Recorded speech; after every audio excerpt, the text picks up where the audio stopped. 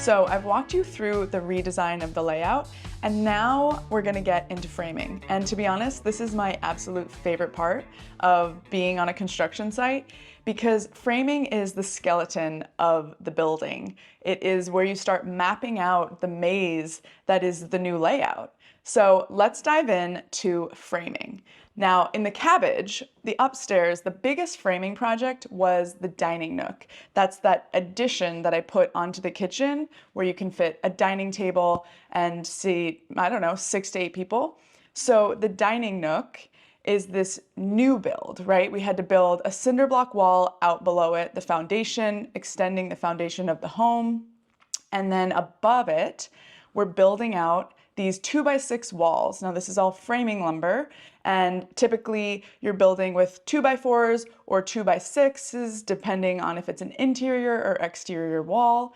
For the dining nook, we're building these walls on the ground. We're constructing them on the ground so that you can lift them into place. This just means it's easier to construct on the ground. Nobody has to get on a ladder, and then you lift it up into place.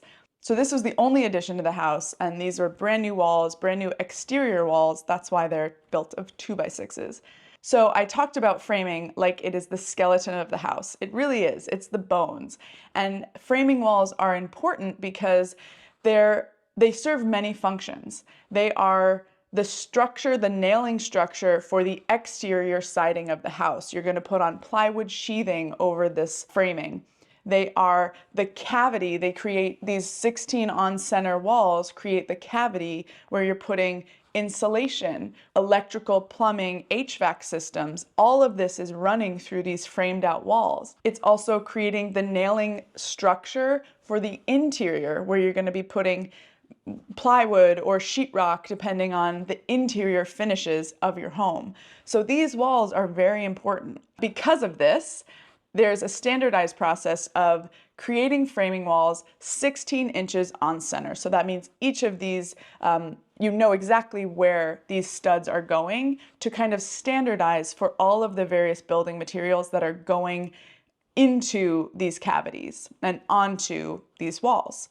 That was something very cool that I learned, is like, this is a very standardized process so that there's a lot of seamless flow between all of these materials and all of the trades. Now, because the cabbage is an older house, there are definitely some walls that are not 16 inches on center. And that's something you find when you peel back the sheetrock and you uncover walls like this, where I have no idea what's going on here.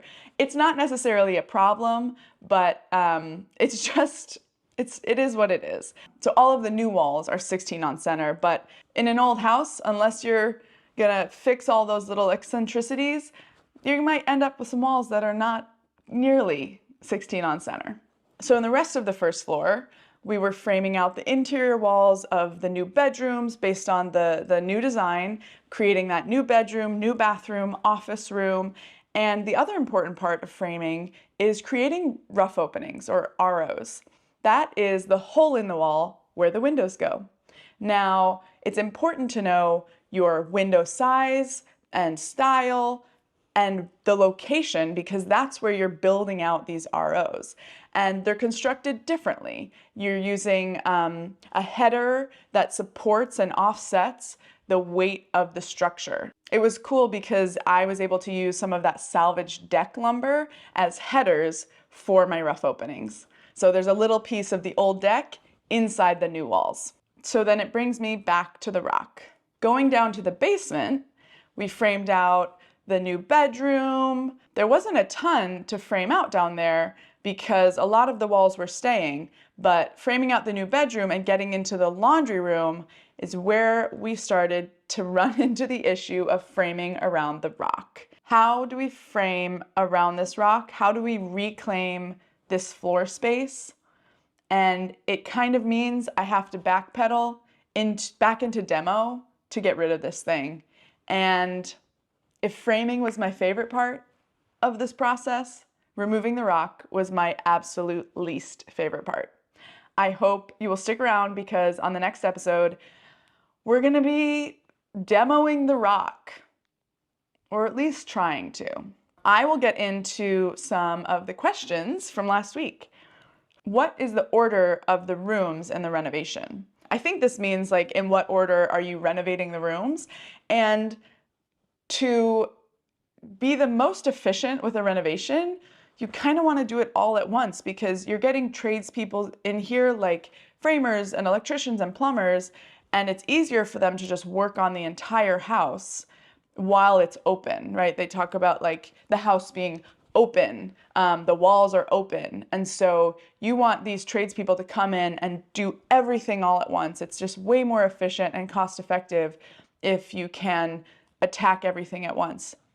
That's for a whole home renovation, which, you know, no part of the cabbage is untouched, so we're able to do that. But I'd say all the rooms are happening all at once. That being said, there are some design decisions that I'm not ready to make or was hesitant about. And so, like the rock, for example, it could have happened in demo, but I just didn't know how to do it. So I kept dragging my feet to get there. So some things happen out of order, but whenever they do, it's not great. It definitely trips up the rest of the process. Okay, next question. What are your living room plans? Well, I love that the living room on the first floor gets a lot of light. We've added a rough opening on the south side of the house, which will bring even more light in. So I'm very excited to get windows in there. And I see this as more of a library, TV-free zone that's just very open and welcoming for when people walk in. It's that first room you walk into, and I just want it to be like very airy, light, couch, couple chairs, and then a wall of bookshelves surrounding that window. That's the goal, that's the vision. Next question, what is your favorite little quirk about the house? At this point, it's the parquet floor. The 60s parquet floor, this oak parquet is so 60s, and it was stained super dark, like it's a very dark tone, but I'm excited to like brighten it. And I just love how not only did we uncover the parquet through the process of demo, and we uncovered it in more of the house, but it is so kind of speaks to the 60s and is not a very common floor finish anymore or flooring material. It's just original to the house and quirky, and that's my favorite quirk. Thank you so much for watching this episode, and I hope you stick around for next week because we're breaking down the rock. It's happening. All right, thanks so much for watching. See you next time.